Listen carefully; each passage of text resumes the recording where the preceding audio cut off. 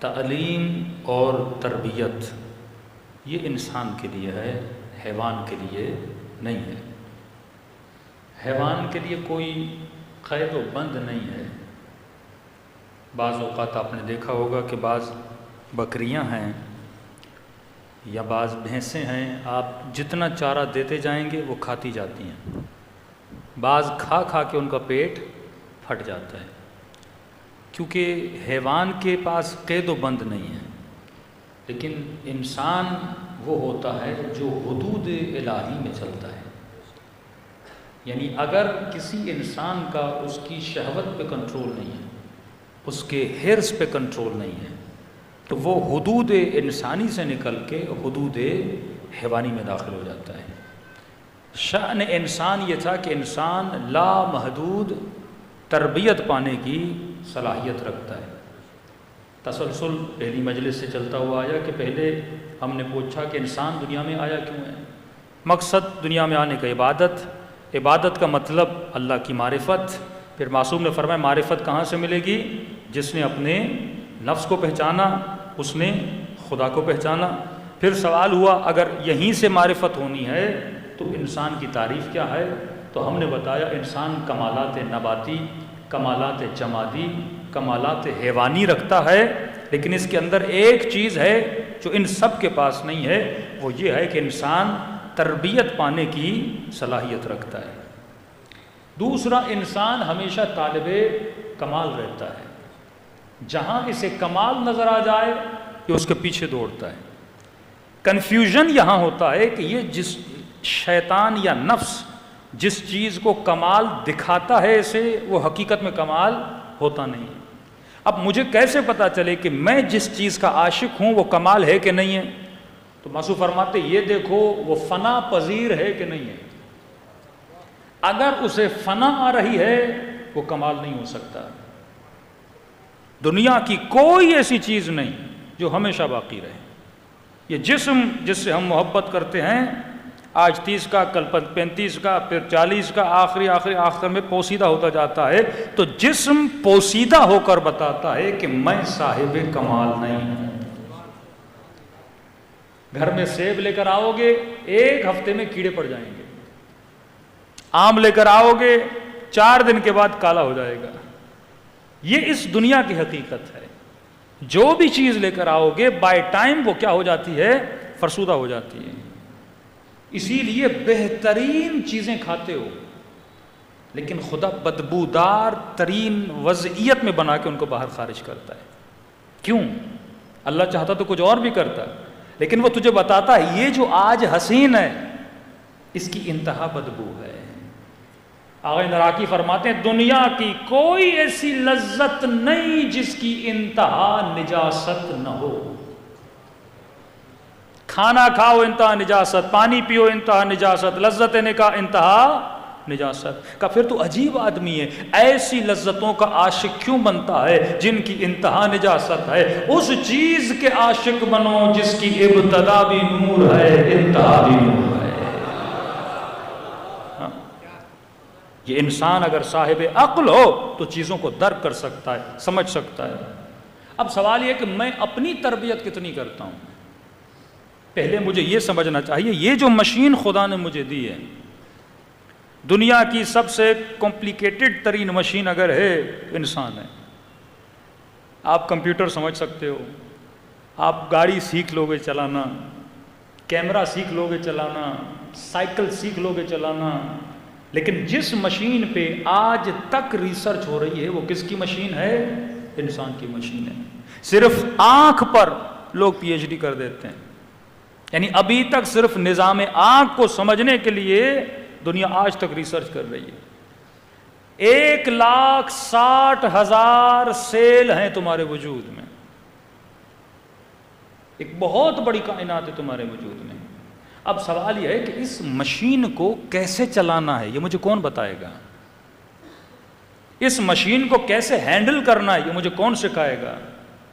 کسی جوان کو گاڑی سیکھنی ہے چلا جائے گا، کافی سینٹر ہیں جو آپ کو گاڑی سکھانا کسی کو پروگرامنگ سیکھنی ہے وہ چلا جائے گا کسی آئی ٹی سینٹر میں پروگرامنگ کسی کو لینگویج سیکھنی ہے چلا جائے گا لینگویج، کسی کو ڈاکٹر بننا ہے بھائی یہ لمس یونیورسٹی ہے یا فلاں یونیورسٹی ہے وہاں چلے جاؤ ڈاکٹری سیکھ جائے گا، MBA BCom M.Com جتنے بھی دنیا کے سبجیکٹ ہیں آپ کے لیے کوئی نہ کوئی یونیورسٹی ہے، لیکن ہے کوئی دنیا میں ایسی یونیورسٹی جو مجھے یہ بتائے اس انسان کی مشین کو کیسے چلایا جاتا ہے؟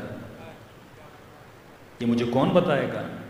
جو اس کا کریٹر ہے، جو اس کا خالق ہے، جو اس کی باریک بینیوں کو جانتا ہے، جو دنیا کے پورے سسٹم کو جانتا ہے۔ ڈاکٹرز 25 سال پڑھنے کے بعد بھی آپریشن کرتے وقت غلطیاں کر دیتے ہیں۔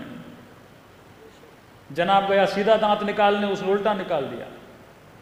کئی ڈاکٹروں نے آپریشن کرتے اندر کینچی چھوڑ دی۔ کتنی آپریشنز میں غلطیاں کرتے ہیں کہ ہمیں سمجھ نہیں آئی، ہم نے مسٹیک کر لی۔ یعنی جسم کا آپریشن کرتے وقت بھی 25 سال پڑھنے کے بعد بھی ڈاکٹر غلطی کر لیتا ہے۔ تو یہ تو صرف جسم نہیں ہے، جسم اور روح کا مجموعہ ہے۔ کون مجھے سمجھائے گا کہ اس بدن کو کس طرح یوز کرنا ہے، روح کو کس طرح ہینڈل کرنا ہے؟ اب مولا علی نشانی بتاتے ہیں، اہل بیت فرماتے ہیں با ایمان شخص کی نشانی یہ ہے کہ با ایمان بندہ ہمیشہ خوش رہتا ہے۔ اگر میں دن میں 5 وقت کی نماز پڑھ رہا ہوں اور اس نماز پڑھنے کے بعد بھی ڈپریشن اور پریشانی کا شکار ہوں، اس کا مطلب اس نماز نے مجھے کچھ بھی نہیں دیا۔ کہا مومن اصل کی طرح، فارسی میں کہتے ہیں قند کی طرح، اردو میں بولے چلو گڑ کی طرح میٹھا ہوتا ہے، مومن شہد کی طرح میٹھا ہوتا ہے۔ مطلب یہ اندر سے خوش ہوگا تو اگلے کو خوشی دے گا نا، خود ریلیکس ہوگا تو اگلے کو ریلیکس کر پائے گا نا۔ دوسرا فرمان مومن کبھی زود رنج نہیں ہوتا، مطلب بہت جلدی غصے میں نہیں آتا، بات بات پہ ناراض نہیں ہوتا، بات بات پہ چڑھتا نہیں ہے۔ یہ نشانیاں ہیں عدم ایمان کی، یہ نشانیاں ہیں کہ تمہاری روح تجھ سے راضی نہیں ہے، کہ تجھے بہت چھوٹی بات پہ بہت جلدی غصہ آ جاتا ہے، چھوٹی چھوٹی خوشیاں ملتی ہیں اور بہت جلدی تو ناراض ہو جاتا ہے۔ کہ نہیں، مومن ہمیشہ سکون میں ہوتا ہے۔ یہ کیسے ممکن ہے کوئی دن میں 5 وقت اپنے عاشق سے ملے پھر بھی اسے سکون نہ ملے؟ یہ ناراض تب رہتا ہے جب یہ مصلی سے دور ہوتا ہے، یہ غمگین تب ہوتا ہے جب یہ قرآن سے دور ہوتا ہے، یہ غمگین تب ہوتا ہے جب یہ ذکر محمد اور آل محمد سے دور ہوتا ہے۔ آپ کیا سمجھتے ہیں صرف یہ لذتیں دنیا والوں کے لیے؟ صرف ان کے لیے میں قدا ہے، ان کے لیے شراب ہے، ان کے لیے عیاشیاں ہیں؟ کہ اللہ والوں کی بھی عیاشیاں ہیں۔ اللہ والے عیش کرتے ہیں جب دعائے کمیل پڑھتے ہیں۔ ان کی عیاشی کا وقت سحر ہوتا ہے، جب یہ اپنے رب سے ہم کلام ہوتے ہیں، اور ان کی جو لذت ہے اس کو اگر وہ محسوس کر دیں۔ کیوں عرفاء کی شاعری میں آپ کو لفظ میں قدا ملتا ہے؟ میں صرف میں وہ جام نہیں ہے جو وہ پی جاتی ہے، یہ جام عشق ہے جو خدا کا پیا جاتا ہے۔ اس میں بندہ غیر عاقلانہ کام کرتا ہے، لیکن عشق خدا میں بندہ اپنی جان کو قربان کرتا ہے۔ تو اب اس مشین کو چلانے کے لیے کسی ایسے کا ہونا ضروری ہے جو کمپلیٹلی اس مشین کی جانکاری رکھتا ہو۔ اب ایک عاقلانہ سوال کروں، پھر ایک حدیث آپ کی خدمت میں بیان کروں۔ صلوات پڑھیں محمد و آلہ۔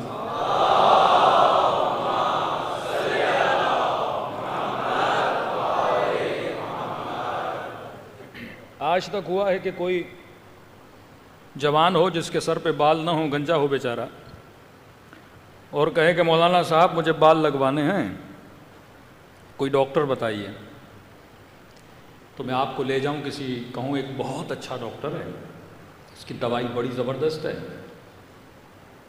6 مہینے کھاؤ گے سر پہ بال نکل آئیں گے۔ اچھا مولانا صاحب چلیے مجھے لے کر چلیے۔ میں آپ کو لے گیا اور جیسے ڈاکٹر کے پاس پہنچے آپ نے دیکھا کہ ڈاکٹر خود گنجا ہے۔ آپ نے کہا مولانا صاحب اتنی با اثر دوا ہے تو اس کے بال کہاں گئے؟ یہ آپ کو کس نے؟ میں نے بتایا، اندر سے آواز آئی نا، جو اپنا علاج نہیں کر سکتا وہ میرا علاج کیسے کرے گا؟ یہ سوال ہے۔ آپ کی کمر میں درد ہوا کہ مولانا صاحب کمر میں بڑا درد ہے، لے کر چلیے، وہ کوئی آپ کو لے کر گیا اور جیسے اس ہڈیوں کے ڈاکٹر کے پاس پہنچے وہ خود کمر پہ پٹا باندھ کے کرسی پہ بیٹھا ہوا ہے، اٹھا نہیں جا رہا اس سے، تو آپ نے کہا جو اپنی کمر نہ بنا سکے وہ میری کمر کیا بنائے گا؟ یہ اصول کلی ہے۔ کسی کو کہا چلے آپ کی آنکھیں بناتے ہیں، بڑا حکیم ہے، ایسی دوا دیتا ہے کہ اینک وینک چشمہ وشمہ سب ختم، پہلے دن کی طرح آپ کی آنکھیں کام کریں گی، اور جیسے آپ پہنچے اور ڈاکٹر نے کوئی 10 نمبر کا چشمہ لگایا ہوا ہے۔ تو کبھی ایسے ڈاکٹر کو دکھاؤ گے جس نے اپنا علاج نہیں کیا؟ کبھی ایسے حکیم کے پاس جاؤ گے، ایسے سنیاسی کے پاس جاؤ گے جو اپنا علاج نہ کر سکے، وہ تیرا علاج کیسے کرے گا؟ تو جب تو جسم کے لیے کسی ایسے ڈاکٹر کو تلاش کرتا ہے جس نے پہلے اپنا علاج کیا ہو، تو جسموں کے ڈاکٹر تو دنیا میں بہت مل جائیں گے، لیکن سوال یہ ہے جب میری روح بیمار ہو جائے تو میں روح کی بیماری کے لیے کس ڈاکٹر کو تلاش کروں گا؟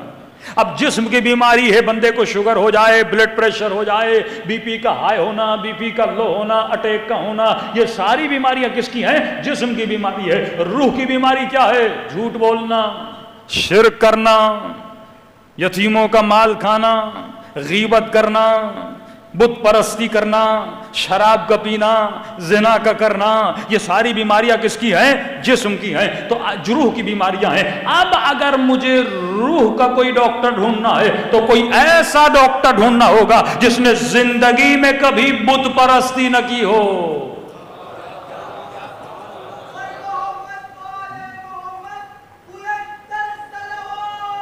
اللہ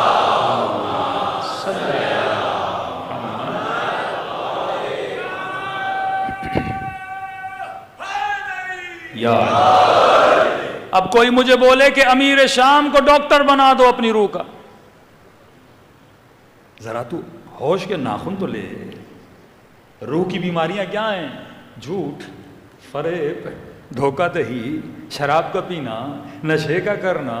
تو روح کی جس طرح جسم کی بیماری کے لیے تو ایسا ڈاکٹر ڈھونڈتا ہے جو بیماری کا علاج کرنا بھی جانتا ہو اور خود اس بیماری میں مبتلا بھی نہ ہو، تبھی وہ بہت اچھا ڈاکٹر ہوگا کہ اس کی دوا اس کے اوپر بھی اثر کرے۔ تو روح کی یہ جتنی بیماریاں ہیں جنہیں صفات رذیلہ بولا جاتا ہے، اس کے لیے بھی کوئی ایسا ڈاکٹر ڈھونڈنا پڑے گا جس نے کبھی بتوں کو سجدہ نہ کیا ہو، جس نے زندگی میں جھوٹ نہ بولا ہو، جس نے کبھی اللہ کا حق نہ مارا ہو۔ تو پوری دنیا ڈھونڈ کے تھک جاؤ گے، تجھے کبھی ایسے روح کے ڈاکٹر نہیں ملیں گے۔ پروردگارا مجھے ایسے ڈاکٹر چاہیے، میں جاؤں تو کس کے در پہ جاؤں؟ تو اللہ کی آواز آتی ہے انما یرید اللہ لیذھب عنکم الرجس اہل البیت ویطہرکم تطہیرا۔ اگر ایسے ڈاکٹر چاہیے تو در علی اور در فاطمہ پہ آ جا۔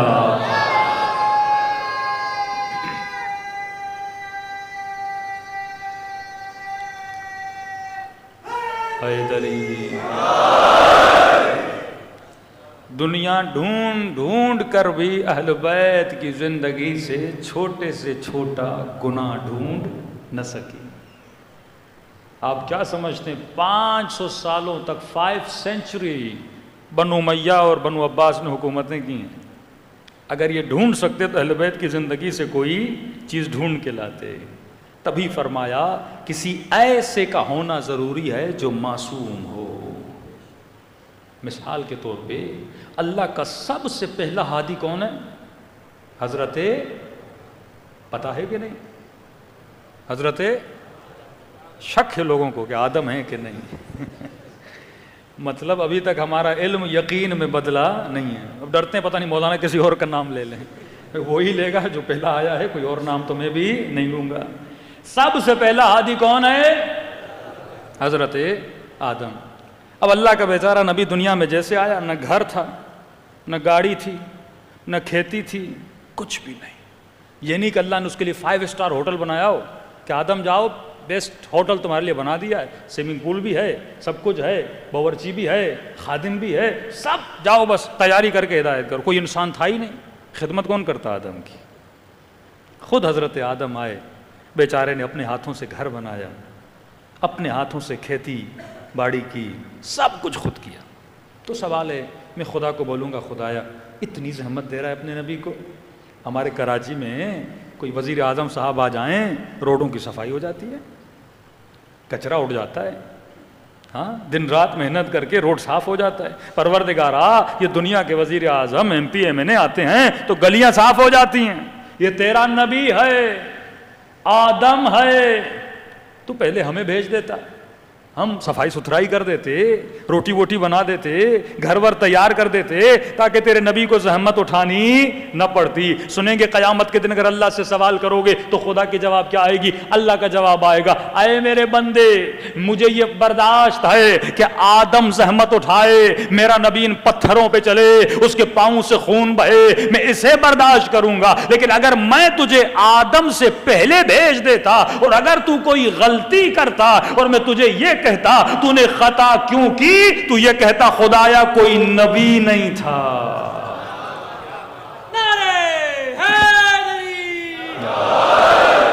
کوئی ہادی نہیں تھا مجھے ہدایت دینے والا. آواز کو تھوڑا بڑھا دیں، کوئی ہادی نہیں تھا مجھے ہدایت دینے والا. تو کہا میں یہ تو برداشت کروں گا میرا بھیجا ہوا ہادی تکلیف اٹھائے، لیکن یہ برداشت نہیں کروں گا تو بغیر ہدایت کے رہے. حسین کو تکلیف میں ڈال رہے ہیں تاکہ تو ہدایت پا سکے. کربلا نہ ہوتی آج یہ مجلس نہ ہوتی. اللہ کو پتا تھا ایک کے بعد ایک امام کو شہید کر دیا جائے گا اور بہت طولانی غیبت کبریٰ ہونے والی ہے. اب جب غیبت کبریٰ اتنی طولانی ہو جائے اور آپ کا اپنے امام کے ساتھ کوئی ڈائریکٹ کنیکشن بھی نہیں ہے تو میری روح کو ہدایت کون دے گا؟ میں کس کے پاس جاؤں ہدایت لینے؟ اللہ کو پتا تھا معاشرہ اتنا بگڑ جائے گا، ایک طرف ٹی وی، ایک طرف فلم، ایک طرف میڈیا، ایک طرف سوشل میڈیا، یہ سب لوگوں کو گمراہ کرنے پہ لگے ہوں گے. تو اس کی ہدایت کا بندوبست تو کرنا ہے نا. تبھی کربلا میں زینب کو بلایا گیا. اگر عاشورہ نہ ہوتی، کربلا نہ ہوتی، یہ مجلس امام حسین نہ ہوتی، یہ حرارت فی قلوب المؤمنین نہ ہوتی. آج تمہارے دلوں میں حرارت ہے، یہ رب نے ہدایت کا بندوبست کیا ہے کہ حسین اگر تکلیف اٹھائے یہ مجھے برداشت ہے، لیکن میں یہ برداشت نہیں کروں گا قیامت کے دن آ کر تو یہ کہے کہ خدایا کوئی ہادی نہیں تھا، کوئی بتانے والا نہیں تھا.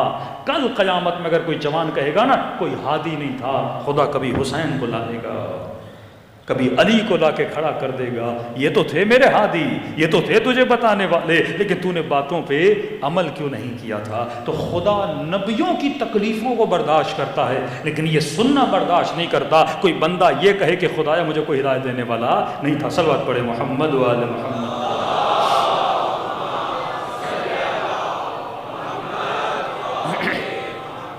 تو نتیجتاً ہم یہاں تک پہنچے کہ ہمارے روح کو وہی ہدایت دے سکتا ہے جو اس روح کا علم رکھتا ہو، اور کوئی نہیں دے سکتا. کوئی میڈیٹیشن کرنے والا، کوئی موٹیویٹر اسپیکر ہو وہ نہیں جانتا، کیونکہ وہ خود اپنی روح کو نہیں پہچانتا، وہ خود اپنے پاورز کو نہیں جانتا. ایک اللہ جانتا ہے کہ انسان کیا ہے، دوسرا اس کا نبی، اور نبی کے بعد کون؟ علی ابن ابی طالب. یہ بھی ہم نہیں کہہ رہے، حدیث رسول ہے کہ انا مدینۃ العلم وعلی بابا. میں نے ایک نقطہ انچولی مبارکہ میں دیا تھا، اس سے ریلیٹڈ ہے ٹاپک سے، تبھی دے رہا ہوں.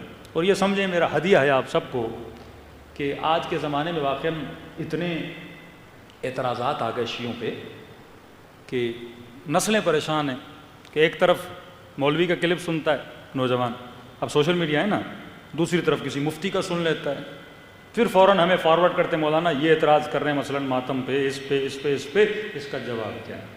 ایک تو آج کا جوان زحمت پسند نہیں ہے.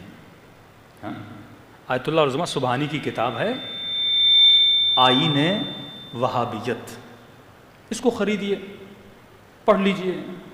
دشمن کے اکثر آپ کے اوپر شبہات کون سے ہوتے ہیں؟ گنے چنے شبہات ہیں. ماتم قرآن سے ثابت کرو، زوجنا قرآن سے ثابت کرو. ہاں، یہی تو ہوتے ہیں نا، یا علی مدد ثابت کرو، کالے کپڑے کیوں پہنتے ہو، مجلس کیوں کرتے ہو، مرثیہ کیوں کرتے ہو، یعنی مطلب جو جو آپ کرو گے بولے گا قرآن سے ثابت کرو، جیسے وہ خود جو جو کرتا ہے وہ سارا قرآن میں، کہ جو جو کرتے ہو وہ قرآن سے ثابت کرو۔ اب یہ جو میں نے کہا نا کہ اللہ نے ہماری ہدایت کا بندوبست کس کے ہاتھ میں دیا ہے؟ اہل بیت علیہ الصلوۃ والسلام کی۔ ہادی رسول کے بعد 12 ہیں۔ اب وہ کہتے ہیں نہیں، رسول کے بعد جتنے بھی بچے نا سب کے سب ہادی ہیں۔ سبحان اللہ، سب کے سب کیا ہیں؟ ہادی ہیں۔ مطلب امیر شام کے لشکر میں بھی جو تھا وہ بھی سبحان اللہ، علی کے لشکر میں بھی تھا وہ بھی سبحان اللہ، سارے جنت میں ایک کھچڑی بنائی ہوئی مسلمانوں نے۔ اب کیسے ممکن ہے اللہ اتنی بڑی مشین بنائے اور اتنے وائرس چھوڑ دے؟ اینٹی وائرس بھی نہ دے ہمیں۔ اب آج کا بیچارہ جوان تو پریشان ہے نا، یہ لٹرلی ایک اہل سنت کے جوان ہیں۔ ظاہر ہم سفر کرتے ہیں، ٹریول کرتے ہیں تو کئی لوگ ملتے ہیں، تو پوچھا آپ کس مکتب سے؟ ہم نے کہا ہم الحمدللہ شیعہ ہیں۔ آپ کس مکتب سے ہیں؟ کہ ابھی تک کنفیوز ہوں۔ میں نے کہا کیا مطلب کنفیوز ہو؟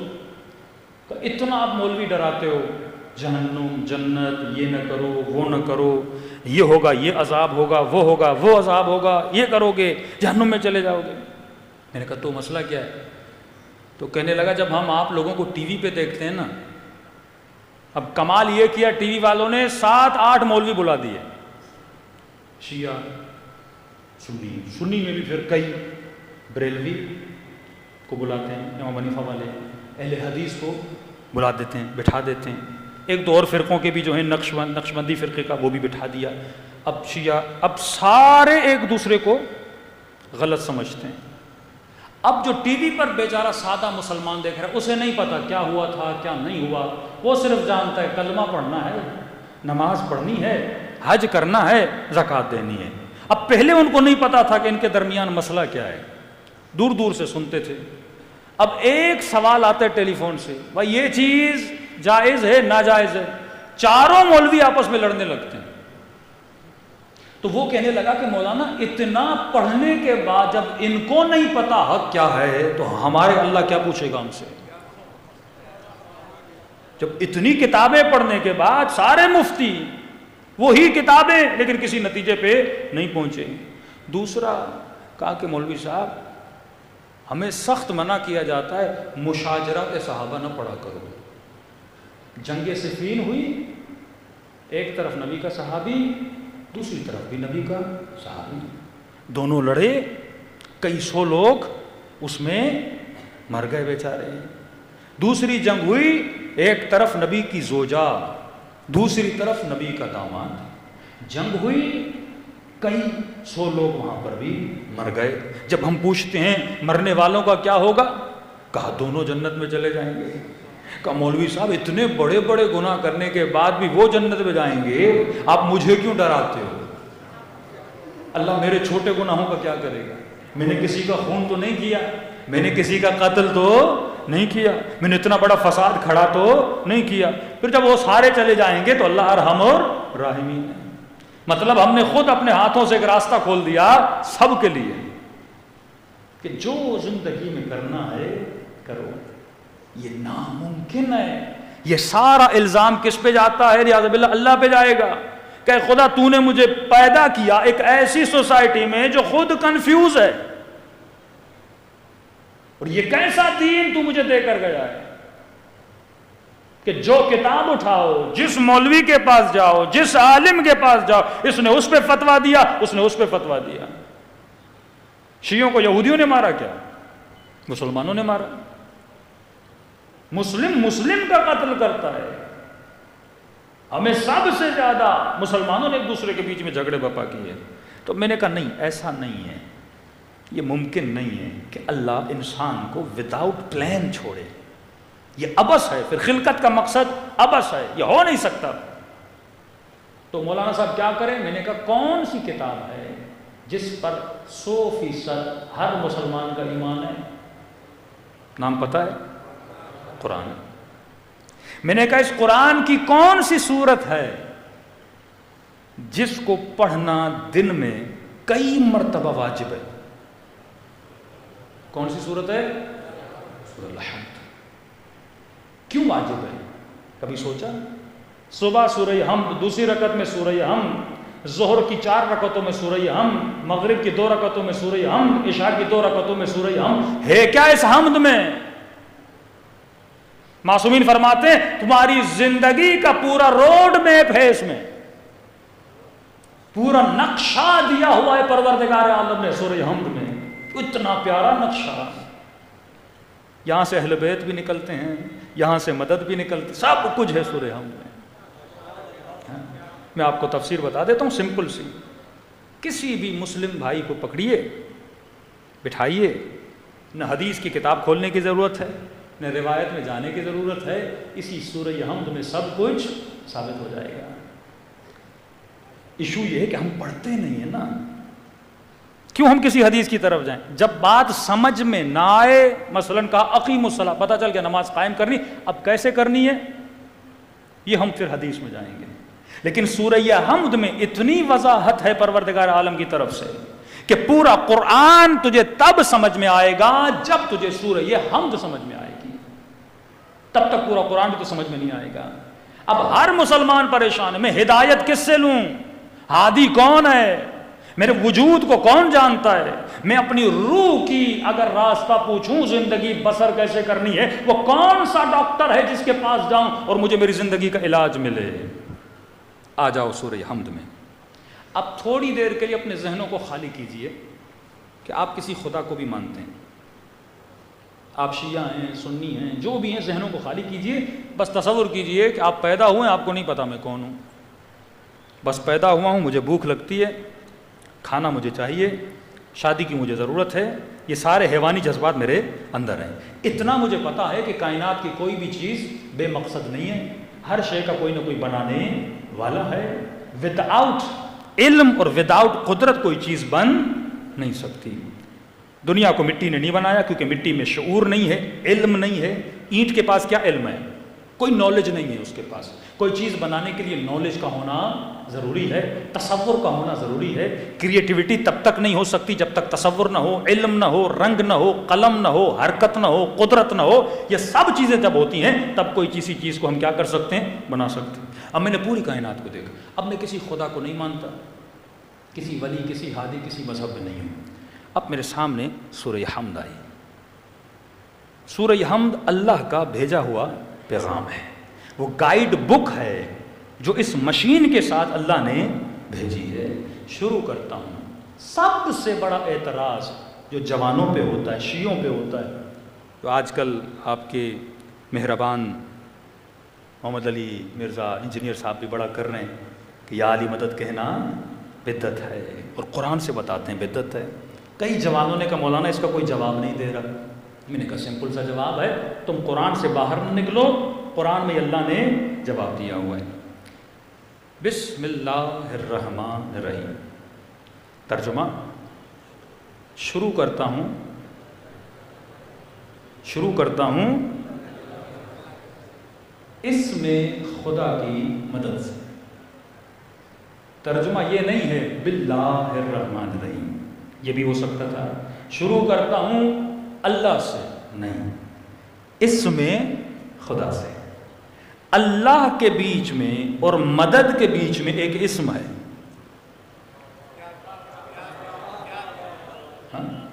جو یہ کہتے ہیں نا ڈائریکٹ اللہ سے مدد مانگنی چاہیے، آگے خدا خود جواب دے گا۔ اللہ کے بیچ میں اور مدد کے بیچ میں، با مدد کے لیے استعمال ہوتا ہے، با استعانت بولتے ہیں، با اور اللہ کے بیچ میں اسم ہے۔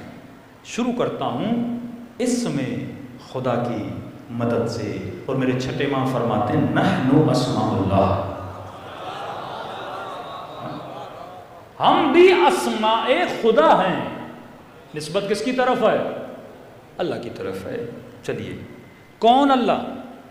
مجھے کیا پتا، اللہ تو ہی بتا، میں تو تجھے جانتا ہی نہیں، میں تو پیدا ہوا ایسے سمجھے چوزا انڈے سے نکلا، انڈے سے اس کو کیا پتا مرغی کیا ہوتی ہے، میں بھی دنیا میں آیا، مجھے کیا پتا کون اللہ؟ کہتے گھبرا نہیں، میں خود بتاتا ہوں۔ الرحمن، میں رحیم. میری دو صفات ہیں.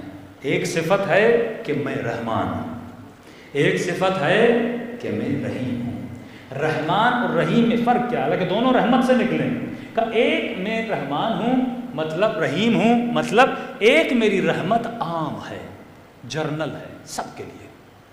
حیوان, چرند, پرند, جتنی بھی کائنات ہے سب پہ میری رحمت ہے. مطلب جب بادل برستے ہیں, میں بادلوں کو یہ نہیں کہتا کہ علی والے کے گھر میں برسنا, دشمن علی کے گھر میں نہ برسنا. رحمت عام ہے, جب یہ آئیں گے سب کے اوپر برسیں گے. دوسرا, میری رحمت خاص ہے.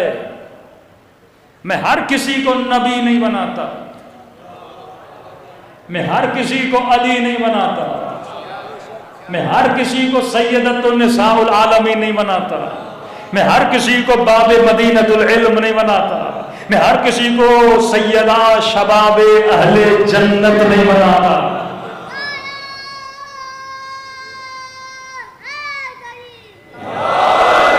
یہ میری رحمت خاص ہے.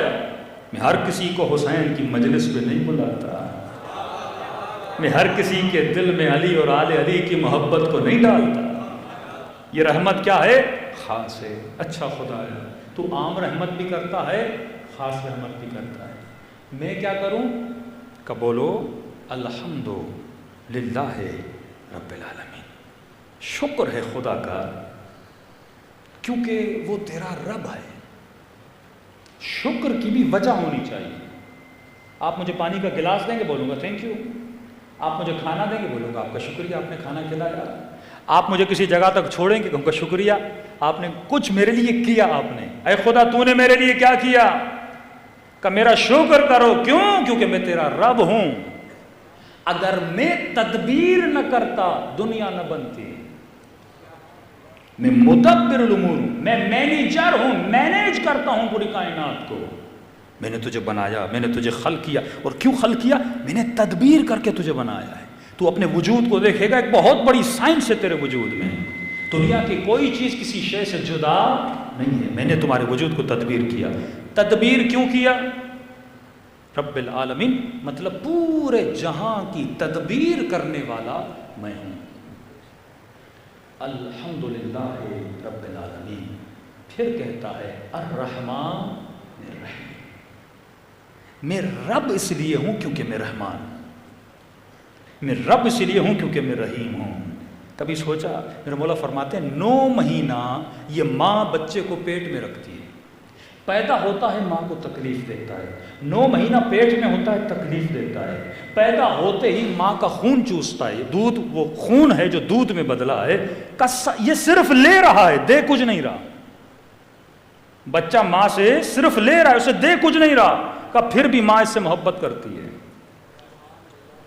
اس کی گندگی صاف کرتی ہے, اس کے ڈائپرز کو چینج کرتی ہے. ماں کو گھن نہیں آتی, اسے تکلیف نہیں آتی, وہ خوشی خوشی کرتی ہے. کہ مولا کیوں؟ کہ اگر وہ ماں کے دل میں رحمانیت کی صفت کو نہ ڈالتا, اس صفت کی وجہ سے یہ ماں سب کچھ کر رہی ہے. آج لاؤڈ کے ساتھ پتہ نہیں کیا مسئلہ ہے, کبھی کم ہو رہا ہے کبھی زیادہ ہو رہا ہے. صلوات پڑھے محمد و آل محمد.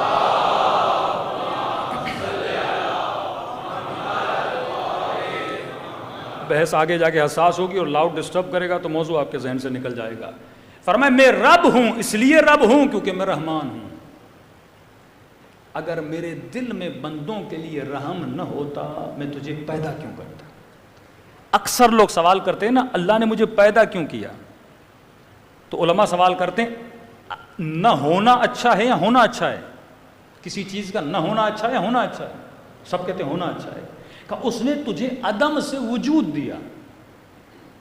وجود کیوں دیا؟ کیونکہ وہ رحمان تھا, اس کے دل میں محبت تھی, تبھی اس نے اپنی محبت کو تیرے ساتھ بانٹا. اب اس نے بتا دیا میں اللہ ہوں. میں اللہ کیوں؟ کیونکہ میں رحمان و رحیم ہوں. میں رب ہوں. رب کیوں ہوں؟ کیونکہ میں رحمان و رحیم ہوں. پورے عالم کی تدبیر کون کرتا ہے؟ میں کرتا ہوں. الرحمن الرحیم مالک یوم الدین. اے میرے بندے یاد رکھنا, قیامت اور یوم دین کا مالک کون ہے؟ میں اللہ ہوں. ٹھیک ہے خدا, میں سمجھ گیا تو نے مجھے پیدا کیا کیونکہ تو رحمان ہے, تو رحیم ہے. میں تیرا شکر کرتا ہوں کیونکہ تو میرا رب ہے، دنیا آخرت یوم دین کا مالک تو ہے۔ اب بتا تو صحیح اس یوم دین کے لیے میں کیا کروں؟ کوئی پلان دے مجھے۔ اسکول بن گیا، یہ اسکول اس کے لیے، اب میں اس اسکول میں آ کے کروں کیا؟ کوئی سلیبس دے مجھے، میری ڈیوٹی کیا ہے دنیا میں آنے کے بعد، میں دنیا میں لایا کیوں گیا؟ اللہ ہدف دنیا بتاتا ہے، کہتا ہے بول ایاک نعبد وَإِيَّاكَ نَسْتَعِينُ۔ یہاں پہ وہابی شیعوں سے بڑا کھیلتے ہیں، بیچارے جوان پریشان ہو جاتے ہیں۔ سمپل شبہ ہے جس کا جواب میں بھی دے دیتا ہوں۔ ایاک نعبد، یہ شبہ محمد علی مرزا نے بھی کیا، ایک کلپ بن جائے تو اس کو بھیج دیجئے گا۔ ایاک نعبد وَإِيَّاكَ نَسْتَعِينُ، ترجمہ تیری ہی عبادت کرتا ہوں، تجھ ہی سے مدد مانگتا ہوں۔ مفتی کہتے ہیں یہ بھی تو ہو سکتا تھا نا، نعبد ایاک نستعین ایاک، لیکن کہا نہیں، پہلے کہا ایاک نعبد، حصر کیا، مطلب تیری ہی عبادت کرتا ہوں، مطلب کسی اور کی نہیں کرتا، تجھ ہی سے مدد مانگتا ہوں۔ تو کہتے ہیں مطلب میں کسی اور سے مدد نہیں مانگتا، پھر تو یا علی مدد کیوں کہتا ہے؟ اب ان کا سارا فوکس علی پر ہے، سارا فوکس کس پر ہے؟ مولا علی پر ہے۔ اچھا ٹھیک ہے، چند لمحوں کے لیے ہم اس تفسیر کو، اس ترجمے کو جس طرح ہے اسی طرح مانتے ہیں۔ ایاک نعبد، اس کو ذرا تھوڑا پیچھے رکھتے ہیں، ایاک نستعین، ایشو ہے ایاک نستعین پہ، کیا ہے خدا میں تجھ ہی سے مدد مانگتا ہوں۔ جب حصر کر دیا نا، تجھ ہی سے مدد مانگتا ہوں، مطلب کسی اور سے، کسی، مولا علی کو تھوڑا ذہن سے باہر نکالیے، کسی اور سے مدد نہیں مانگتا۔ پھر تو ڈاکٹر سے مدد کیوں مانگتا ہے؟ سمپل ترجمہ ہے، میں کسی سے مدد نہیں مانگتا۔ یہ نہیں ہے اس آیت میں کہ علی سے نہ مانگو ڈاکٹر سے مانگو، یہ نہیں ہے اس آیت میں گاڑی سے مدد مانگو اہل بیت سے نہ مانگو۔ آیت سریعاً حکم دے رہی ہے تجھ ہی سے مدد مانگتا ہوں، کہ نہیں زندہ سے مانگ سکتے مردہ سے، اس آیت میں نہ زندہ ہے نہ مردہ ہے، یہ تو تیرے فلسفے ہیں نا، یا زندہ کے لیے ہے فلاں مردہ کے لیے، اس میں تو پڑھتا کیوں ہے؟ پہلی بات تو جمپ کیوں مار رہا ہے؟ عقل مند شیعہ وہ ہوتا ہے جب یہ تفسیر بٹھا کے پڑھو نا، پہلا کام یہ کرنا اسے جمپ نہیں مارنے دینا، وہ فوراً جمپ مارے گا حدیث میں، فوراً سورہ ہم سے نکل کے کسی اور صورت میں جا کر، نہیں، اللہ نے اسی صورت کو پڑھنے کے لیے بولا ہے، جواب بھی اسی میں ہونا چاہیے۔ میں بھی سورہ ہم سے باہر نہیں نکلوں گا، تجھے بھی سورہ ہم سے باہر نکلنے نہیں دوں گا۔ اگر کوئی اور آیت اسی طرح واجب ہوتی جس طرح سورہ ہم کو پڑھنا واجب ہے، آپ باہر نکل سکتے تھے، لیکن جب یہ روڈ میپ ہے تو کلیئرٹی بھی اسی کے اندر ہونی چاہیے، باہر نکلنے ہم نہیں دیں گے۔ اب یہ بتا، تو ماں سے مدد کیوں مانگتا ہے؟ پیدا ہوتے ہی تیری ماں تیری مدد نہ کرے تو اپنی نجاست کو صاف نہیں کر سکتا۔ تو ڈاکٹر سے مدد کیوں مانگتا ہے؟ تو انجینئر سے مدد کیوں مانگتا ہے؟ تو ریڑھی والے سے مدد کیوں مانگتا ہے؟ اے مولوی، تو مشہور ہونے کے لیے یوٹیوب سے مدد کیوں مانگتا ہے؟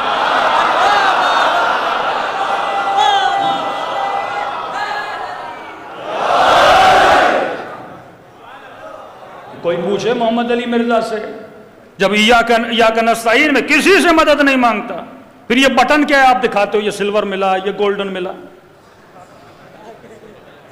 آپ کو مشہور کرنے میں اللہ نے مدد کی تھی، انگریزوں کو یوٹیوب نے مدد کی، آپ کی مسیحیوں کے یوٹیوب نے آپ کی مدد کی، سوشل میڈیا نے آپ کی مدد کی، تو آپ ان آلات و اسباب کی مدد نہ لو نا پیغام خدا کو پہنچانے کے لیے۔ میں نہیں کہہ رہا میں مخالف ہوں، آیت پہ ٹکا ہوا ہوں۔ پھر ڈاکٹر کے پاس نہ جاؤ، بیمار ہو جاؤ، ایاک نستعین، کھانا چاہیے ایاک نستعین، پانی چاہیے ایاک نستعین، کسی کے پاس نہ جاؤ۔ ترجمہ اگر یہ کرو گے، کیونکہ تجھ ہی سے مدد مانگتا ہوں، تو ہر عقل مند بندے کے ذہن میں سوال ہوگا، اے خدا کس چیز میں؟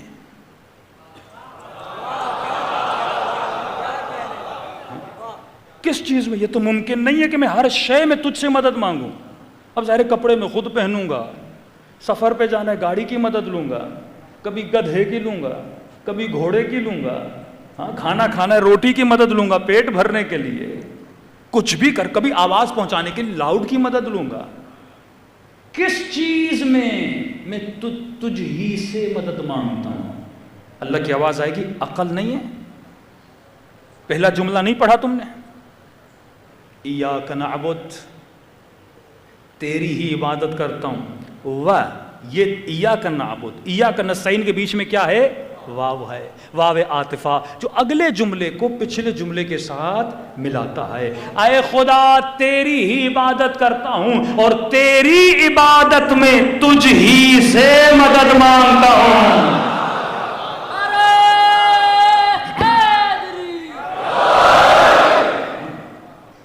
تیری ہی عبادت میں کسی بت سے مدد نہیں مانگتا،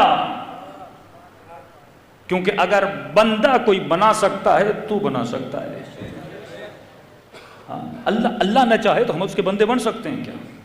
توحید خالص، اور شیعوں سے بڑی توحید اور گاڑی توحید کسی مکتب کے پاس نہیں ہے. آپ کے پاس نہ وہ دعائیں ہیں نہ وہ مطالب ہیں. آ جاؤ مکتب اہل بیت میں، ہمارا تو وہ خدا ہے ہی نہیں جو جہنم میں پاؤں ڈال دے. گاڑی توحید یہیں سے ملتی ہے. اے خدا تیری عبادت میں تجھ ہی سے مدد مانگتا ہوں. ٹھیک ہے خدایا مدد مانگتا ہوں، ٹھیک ہے تو کس طرح مدد کرے گا یہ بھی تو بتا. اللہ نظر نہیں آ رہا اور بول بھی یہ رہا ہے کہ میری عبادت میں ہی مدد کروں گا. اب وہی مدد کرے گا نا، مطلب نقشہ میں تجھے دوں گا، ایڈریس میں تجھے دوں گا. کسی ایرے غیرے سے میری ایڈریس نہ لینا، کسی ان پڑھ سے میری ایڈریس نہ لینا، کسی بت سے میری ایڈریس نہ لینا. ایڈریس میری چاہیے میری سورہ حمد میں آ، میں تجھے ایڈریس دوں گا. مجھ ہی سے راستہ مانگنا. اچھا خدا تجھ ہی سے مدد مانگ رہا ہوں تیری عبادت میں، بتا کیا کروں؟ کہا بولو اہدنا الصراط المستقیم. اب میں تجھے روڈ میپ دے رہا ہوں. اہدنا، ہدایت کر، تو ہدایت کر، تو ہی مدد کر رہا ہے نا، تو ہدایت کر. صراط المستقیم، اس راستے پر جو سیدھا ہے. راستہ ایک ہے، 73 نہیں ہیں. راستہ ایک ہے، کلہم نجوم نہیں ہے. راستہ ایک ہی ہے جو ہدایت کا راستہ ہے. اہدنا، ہدایت کر صراط مستقیم پر. اب بندہ کنفیوز ہوتا جائے گا، اے خدا صراط مستقیم یہ ہے کیا؟ صراط مستقیم ذرا ڈیفائن تو کر، صراط مستقیم کیا ہے؟ مجھے کیا پتا صراط مستقیم کیا ہے؟ اللہ کہتا ہے گھبراؤ نہیں، ڈیفینیشن میں خود دوں گا. شروع سے خود بتاتا ہوا آ رہا ہے، کہتا صبر کر، آگے جا، جواب تجھے خود مل جائے گا. اہدنا الصراط المستقیم، ہدایت کی دعا مانگ مجھ سے. کس کے لیے؟ صراط مستقیم پر. اے خدا یہ صراط مستقیم کیا ہے؟ پہچان کیا ہے؟ جانوں کیسے؟ پہچانوں کیسے؟ اگر کوئی کسی کو ایڈریس بتاتا ہے نا، کہتے فلاں کونے پہ چلے جانا، ایک دکان ہوگی، ایک تھمبا لگا ہوگا، ہاں، یا فلاں جگہ پہ فلاں گاڑی کھڑی ہوگی، فلاں رنگ کے کپڑے والا بندہ ہوگا. آپ نشانی دیکھ کر راستے کو پہچان جاتے ہو. روڈ جیسے ہے نا بھئی فلاں بورڈ لگا ہوگا تب جا کے آپ کو پہچان لگتی ہے. تو نشانیاں بتائی جاتی ہے نا، جس طرح انبیاء کی نشانیاں بتاتا ہے، اولیاء کی نشانیاں بتاتا ہے، رسول خدا کی نشانیاں بتاتا ہے. تو اے خدا یہ اس راستے کی نشانیاں کیا ہیں؟ میں اس راستے پہ چلوں تو کیسے چلوں؟ دنیا میں 100 راستے، 100 مولوی، 100 بتانے والے، 100 مفتی، تو بتا میں راستہ کیسے پہچانوں؟ کہ میں تجھے راستے کی نشانی دے رہا ہوں، میں اتنا آسان کر کے بتاؤں گا تو بڑا ایزیلی اس ایڈریس پہ پہنچ جائے گا. صراط الذین، کس کا راستہ؟ کیسا راستہ؟ کیسا دکھتا ہے یہ راستہ؟ کہ دیکھو اہدنا الصراط المستقیم، صراط مستقیم پہ چل. ہے کیا صراط مستقیم؟ پہچان کیا ہے صراط مستقیم کی؟ کس کو دیکھ کے چلوں؟ مثال کے طور پہ اگر مجھے کوئی ڈبہ بھی بنانا ہے، پہلے سے کوئی نقشہ تو ہو، کوئی سانچہ تو ہو جس کی کاپی کر کے میں کچھ بناؤں. تو بتا تو صحیح میں کروں تو کیا کروں؟ آواز آئی، یہ ان کا راستہ ہے. صراط الذین انعمت علیہم، یہ ان کا راستہ ہے جن پر میں نے اپنی نعمتوں کو نازل کیا ہے۔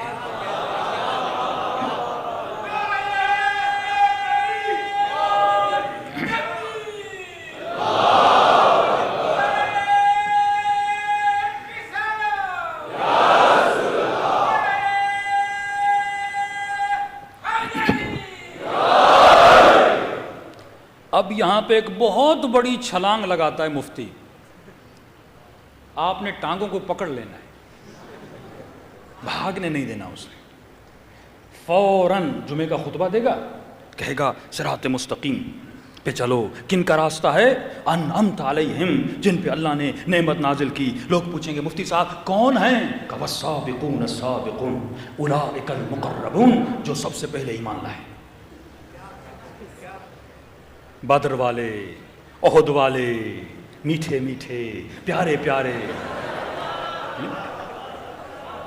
یہ بولتے ہیں، لٹرلی بولتے ہیں کہ ان کا راستہ ہے۔ تو کسی کو یہ پتا نہیں خدا جب ساری ایڈریس حمد میں دے رہا ہے تو مجھے کہیں اور کیوں لے جا رہا ہے؟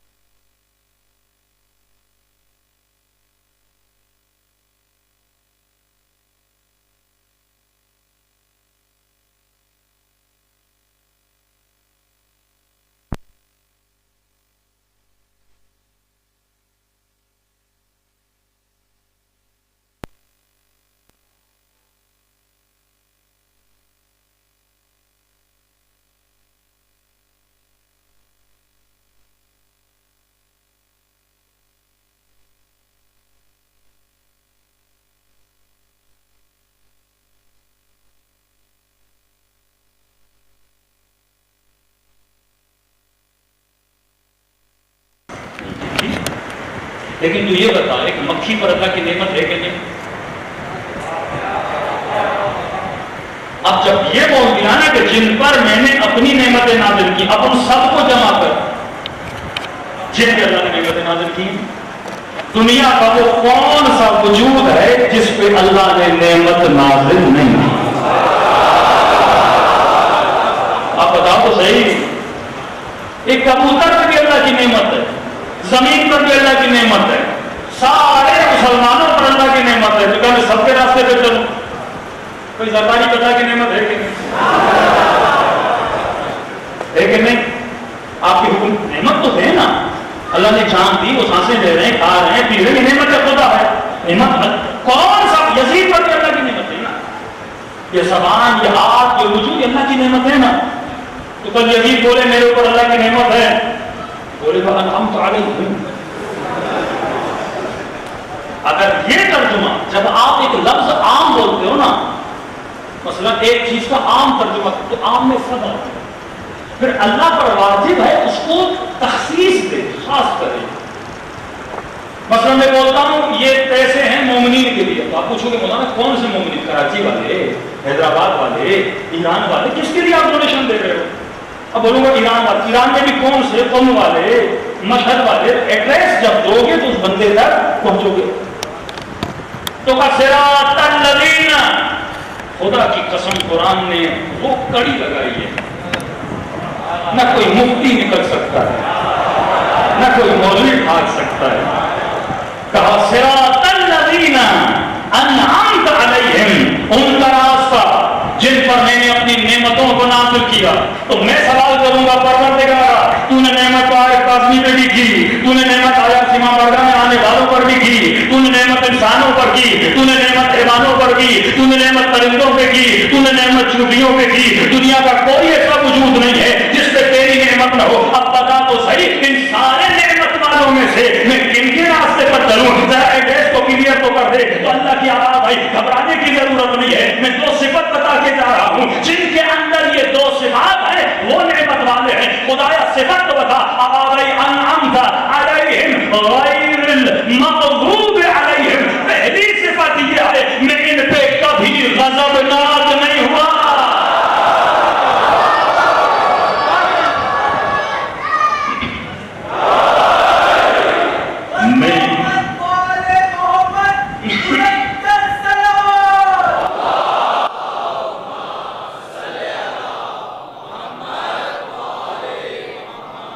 میں ان پہ کبھی غضبناک نہیں ہوا، غیر المغضوب علیہم۔ اب جو جنگ احد میں بھاگے کہتے نہیں اللہ نے معاف کر دیا، ہم نے کب کہا نہیں کیا؟ سورہ حدید ہے، اللہ نے معاف کر دیا، لیکن جب بھاگے تھے اللہ غضبناک ہوا تھا کہ نہیں؟ مطلب جس نے زندگی میں ایک دن بھی ایسا گزارا ہو جس میں مخالفت خدا ہو، اس ایک دن میں اللہ غضبناک تھا کہ نہیں تھا؟ اب کوئی ایسا ڈھونڈو جو زندگی میں کبھی غضبناک نہ رہا ہو، پھر بھی اللہ نے کہا شاید مفتی کے لیے گنجائش رہ جائے، بول دے میں نے معاف کر دیا، اللہ نے معاف کر دیا، یہ کر دیا۔ کہ دو صفت بتا رہا ہوں، پہلی صفت یہ ہے غیر المغضوب علیہم، یہ وہ ہیں جن پہ میں کبھی غضبناک نہیں ہوا، اور یہ وہ ہیں ولا الضالین، اور وہ بھی کبھی گمراہ نہیں رہے، جو 40 سال بت پرستی کرتے رہے وہ انعمت علیہم نہیں ہو سکتے۔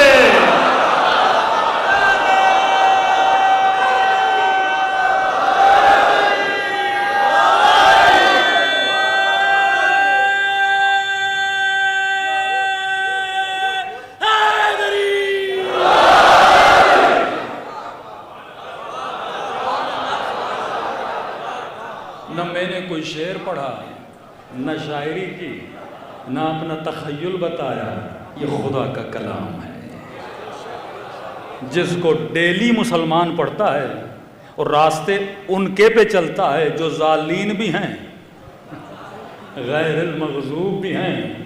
اب کہا کہ اگر کوئی غصے میں آئے تو اس کے غصے کا پتہ کیسے چلتا ہے؟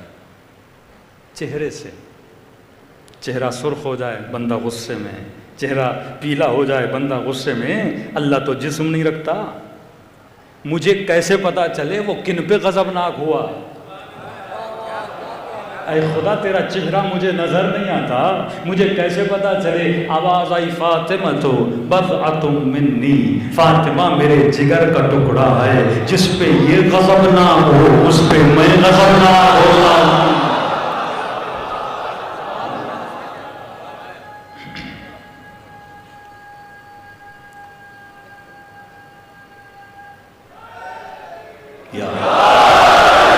صریحاً اہل سنت کی کتابوں موجود ہے، من ابغضھا فقد ابغضنی، جس نے فاطمہ کو غضب نہ کیا اس نے مجھے غضب نہ کیا۔ تبھی کہا کہ یہ وجہ اللہ ہے، صفات بتاتا ہے خدا۔ اللہ قرآن میں کبھی نام نہیں بتاتا کیونکہ نام سے زیادہ صفت مضبوط ہوتی ہے۔ اکثر جوان یا بولتے ہیں بھائی اگر 12 امام تھے اللہ قرآن میں نام بتا دیتا، نام نہیں بتاتا۔ اگر اللہ قرآن میں نام بتاتا ابو سفیان اپنے بچوں کے وہی نام رکھ لیتا،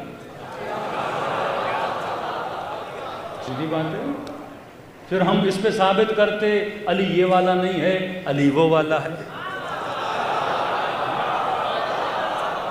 حسن یہ والا نہیں ہے، حسن وہ والا ہے۔ اب مفتی اسی میں بحث چھڑی رہتی، اللہ نے کہا نام نہیں بتاؤں گا، تو سیانا ہے تو میں بھی تیرا رب ہوں، تو مکر کرتا ہے تو میں خیر الماکرین ہوں۔ میں صفت بتاؤں گا، کہا اپنا نام بتاؤں گا، نبی کا نام بتاؤں گا، تیسرے کی صفت بتاؤں گا، انما ولیکم اللہ والرسول، میں ولی، میرا رسول ولی، تیسرا وہ ولی جو حالت رکوع میں زکوٰۃ دیتا ہوا نظر آ جائے۔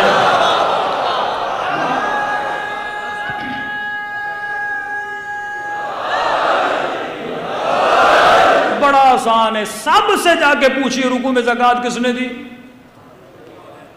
کہتے علی نے دی، سب کہتے ہیں علی نے دی۔ انما یرید اللہ میں بھی نام نہیں بتا رہا، صفت بتا رہا، یہ ہر طرح کی نجاست سے دور رہتے ہیں۔ جگہ جگہ صفت اظہر ہوتی ہے، صفت علم ہوتی ہے۔ اب مثال کے طور مجمع میں کسی کو 5 لاکھ دوں اور بولوں حیدرآباد چلے جاؤ، دوں گا نہیں، مثال دے رہا ہوں، حیدرآباد چلے جاؤ اور فلاں آدمی ہے نام علی ہے اسے جا کے 5 لاکھ دو۔ آپ حیدرآباد چلے گئے اور آپ نے اعلان کیا مولانا نے 5 لاکھ دیے، بولا جس کا نام علی ہے اسے دے دو، پورا حیدرآباد جس کا نام علی ہے سارے جمع ہو جائیں گے۔ لیکن اگر میں صفت بتا دوں نا، وہ علی جس کی شکل ایسی ہو، وہ علی جو سخی ہو، ہاں تبھی مولا فرماتے ہیں میرے شیعہ تو ہو، شیعوں والی صفات پیدا کرو۔ قیامت میں یہ نہیں بولا جائے گا علی کے شیعہ ہیں، وہاں صفات پکاری جائیں گی۔ وہ شیعہ جو سخی تھا، وہ شیعہ جو نماز پڑھتا تھا، وہ شیعہ جو تہجد گزار تھا مثلا، وہ خاتون جو زینبی تھی، با حیا تھی، با پردہ تھی، یہ صفات جب ہوں گی تو صفات سے پہچانا جاتا ہے۔ تبھی خدا قرآن میں صفت بتاتا ہے یوم تری المؤمنون والمؤمنات یسعی نورہم بین ایدیہم وبایمانہم، قیامت کے دن ایسے مومنین آئیں گے جن کے چہروں سے نور نکل رہا ہوگا۔ تو یہ صفت ہے۔ بڑا آسان ہے اپنی زندگی کے ہدف کو سمجھنا، لیکن ایشو یہ ہے کہ ہم اس کے بجائے کہ تھوڑی زحمت خود کریں، ہم نے سارا برڈن مفتی، مولوی، ملا، ذاکر پہ ڈال دیا۔ جیسے دین اترا ہی مولویوں کے لیے تھا، قرآن سب کے لیے۔ گھر اٹھو، قرآن اٹھاؤ، بسم اللہ الرحمن الرحیم، غور، صرف ترجمہ پڑھو، پھر آیت پہ غور کرو، پھر تھوڑا فکر کرو، اللہ خود تجھے کیا دے گا؟ ہدایت دے گا۔ اسی طرح سورہ بقرہ میں چلے جائیں، الف لام میم ذالک الکتاب لا ریب فیہ ھدی للمتقین، یہ وہ کتاب ہے جس میں شک نہیں، اور ہدایت دیتی ہے کن کو؟ جو صاحب تقوی ہے۔ مطلب میرے اندر تقوی نہیں، قرآن میرے لیے ہدایت نہیں ہے۔ اسی تقوی کو پیدا کرنے کے لیے حسین کربلا کے میدان میں گئے، اسی تقوی کو بانٹنے کے لیے حسین کربلا میں گئے۔ بے حیا کبھی حسینی نہیں بن سکتا۔ کس کے سامنے حیا؟ اللہ کے سامنے حیا۔ جو خدا کا حیا نہ کرے، بندوں کا حیا کرے، ایسے بندے کا فائدہ نہیں ہے۔ خرج طول اصلاح امت جدی کا سکینہ، تجھے تماچے لگتے ہیں تو لگ جائیں، لیکن میں چاہتا ہوں میرے نانا کی امت کی اصلاح ہو جائے۔ دیکھیے جب جسم ڈیڈ ہو جاتا ہے نا، ڈاکٹر امید توڑ دیتا ہے کہ بندہ مر گیا، تو اسے 400 وولٹ کا شاک لگاتا ہے۔ علماء فرماتے ہیں رسول کے جانے کے بعد 50-60 سال کے عرصے میں امت رسول مر چکی تھی۔ اس کو زندہ کرنے کے لیے کربلا کا شوق دینا ضروری تھا کہ آج کا جاہل و غافل مسلمان بھی یہ نہیں سوچتا 60 سال میں ایسا کیا ہوا کہ جس مسلمان نے کلمہ پڑھا تھا وہ نبی کے نواسے کے سینے پہ سوار ہو کے اس کے گلے کو کاٹ رہا تھا، نبی کی نواسیوں کو بازاروں میں لے جا رہا ہے، جو ہم شکل پیغمبر ہے اس کے گلے کو کاٹا جا رہا ہے۔ 6 مہینے کے بچے کا گلا کاٹا گیا۔ ایک مولانا کہتے ہیں میں ایک گاڑی میں سوار تھا ایک سکھ کے ساتھ، اس نے کہا آپ شیعہ بڑے جلوس نکالتے ہو، مجھے بتاؤ ہوا کیا تھا کربلا میں؟ کہتے میں نے شروع کیا، جناب قاسم کی شہادت بتائی، رویا، اکبر کی شہادت بتائی، بہت رویا، عباس کے بازوؤں کا ذکر کیا، رویا۔ کہتا ہے جیسے میں نے علی اصغر کا ذکر شروع کیا، سکھ تھا، کہا چپ ہو جاؤ، اگر زیادہ بتاؤ گے مجھے ڈر ہے کہیں میرا دل پھٹ نہ جائے۔ یہ میرے چھٹے امام کا فرمان ہے کہ ہم نے اپنے شیعوں کے دلوں پہ 40 پردے سوار کیے۔ کہ مولا کیوں؟ کہ اگر یہ پردے ہٹ جائیں یہ شیعہ مصائب سن کے مر جائیں، ہم نے ان کے قلوب میں برداشت نہیں ہے تاکہ یہ مصائب کو برداشت کر سکے۔ آج حسین کے علی اصغر کے مصائب پڑھنا چاہتا ہوں، دعا ہے خدا کسی ماں کی گود نہ اجاڑے۔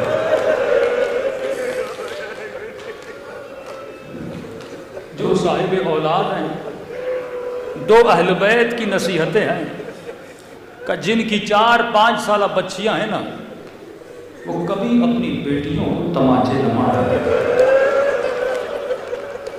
بالاخص فرمایا جن بیٹیوں کا نام سکینہ اور فاطمہ ہے۔ دوسری उलमा फरमाते इन दिनों में जिनके बच्चे 6 महीने के 8 महीने के, घर जब जाओ तो अपने बच्चे के गले को बोसा दिया।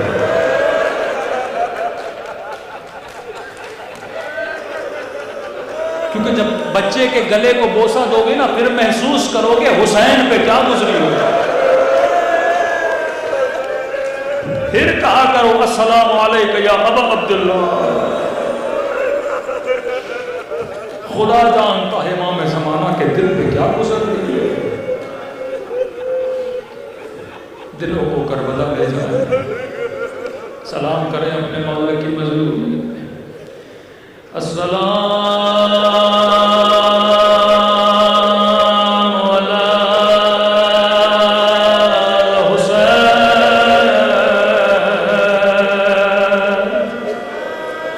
व अला अली इब्न हुसैन, सब मिलके व अला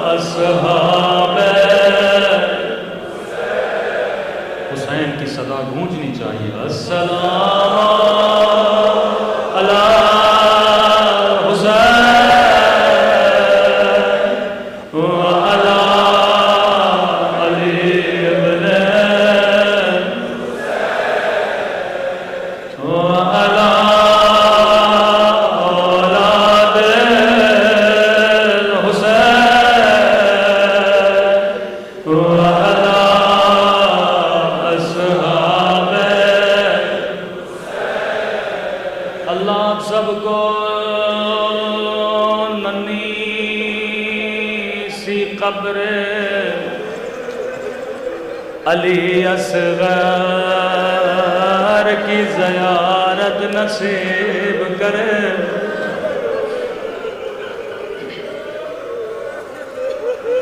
मैंने ये जुमला कहा, आप सब ने सुना। एक ज़ाहिर करबला गया, हर कब्र की ज़ियारत के हर ज़ाहिर से पूछने लगा, मुझे बता अली असग़र की कब्र कहाँ है।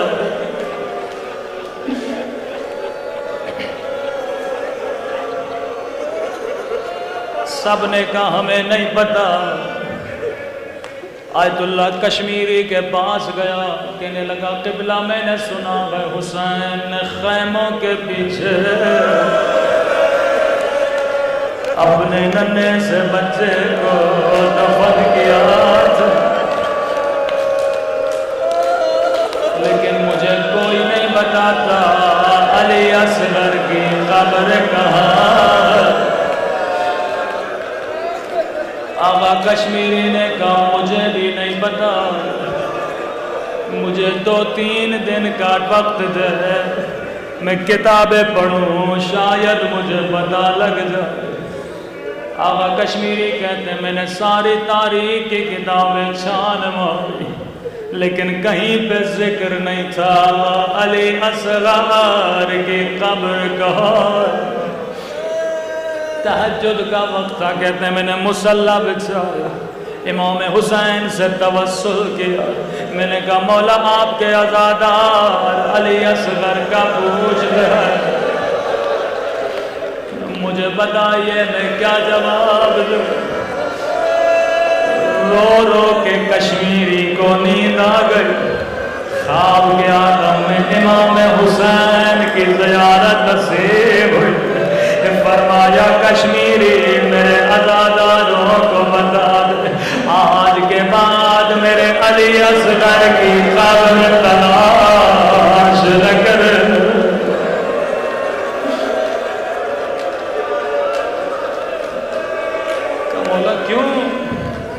क्या आपके बच्चे की कब्र नहीं है? कहा मेरे अज़ादारों को बता दो, जिसने अली असग़र की ज़ियारत करनी है वो हुसैन की कब्र की ज़ियारत कर।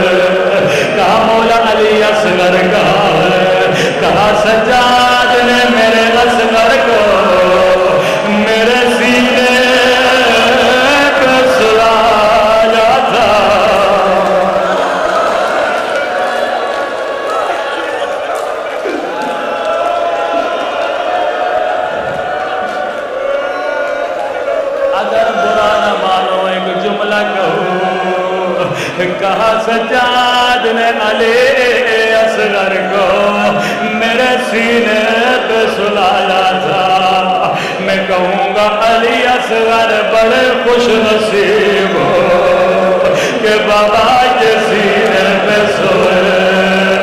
ایک ننھی سی بچی تھی جو بابا کے سینے پہ سونے کی عادی تھی، وہ زندان شام میں بابا بابا کر کے مر گئے۔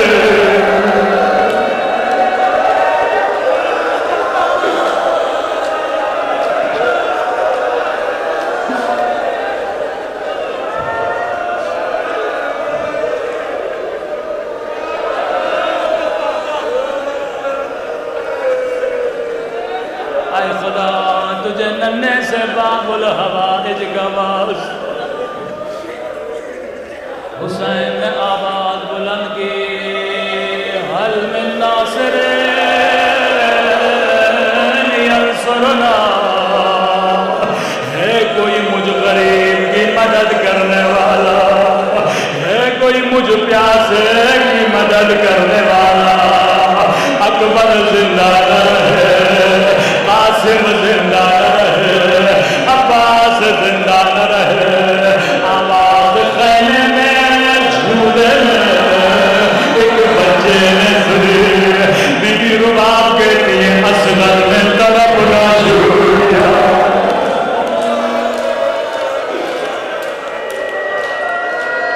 خود کو جھولے سے زمین پہ گرا، رباب نے کہا مولا حسین میرے بچے کو چین نہیں آتا، جیسے خیمے میں آئے علی اصغر کو حسین نے ہاتھوں پہ اٹھایا۔ اب تصور کر کے رونا، عرب میں رسم تھی چھوٹے بچوں کو سفید کپڑے میں لپٹا جاتا تھا۔ حسین نے کہا رباب سفید کپڑا لا کر دے، اپنے ہاتھوں سے اصغر کو لپٹنا شروع کیا، ایسے لپٹ رہے تھے جیسے بچے کو کفن پہنا رہے ہو۔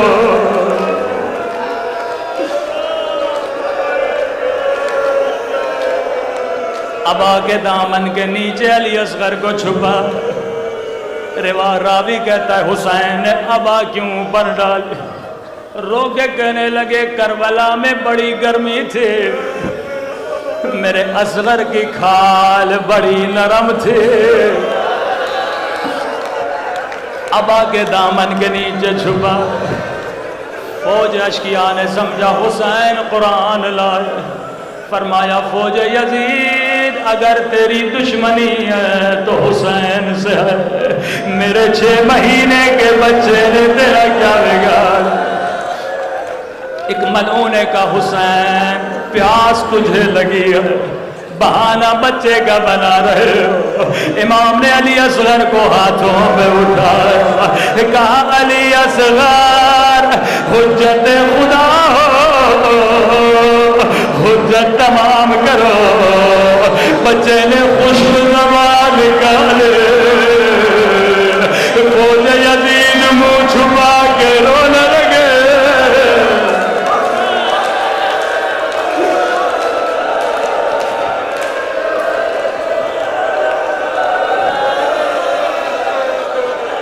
ابن سعد نے کہا حرملا اقطع کلام الحسین، حسین کے کلام کو قطع کر۔ ملعون نے تیر و کمان اٹھایا، تیر مارنا چاہا، ہاتھ لرزے، تیر گر گیا، دوبارہ تیر اٹھایا، ہاتھ لرزے، تیر گرا۔ ابن سعد نے کہا حرملا کیا حسین سے ڈرتے ہو یا علی اصغر سے ڈرے ہو؟ کہا حسین سے نہیں ڈرا، علی اصغر سے نہیں ڈرا، لیکن جب تیر چلانا چاہتا ہوں ایک کالے برقعے میں سر پہ